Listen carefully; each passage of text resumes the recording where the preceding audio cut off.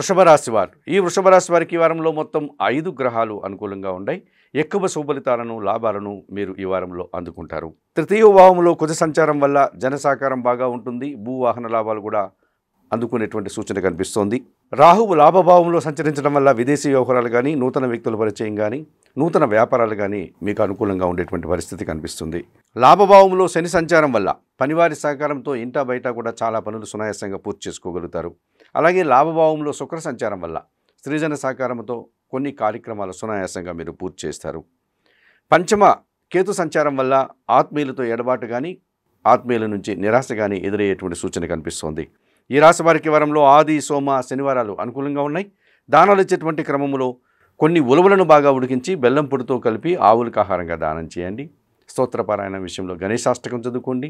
ఆలయ సందర్శన కార్యక్రమంలో భాగంగా వృషభ రాశి వారు గణపతి స్వామిని సందర్శించి నమస్కరించుకోవడం వల్ల మరింతగా మంచి ఫలితాలను పొందగలుగుతారు.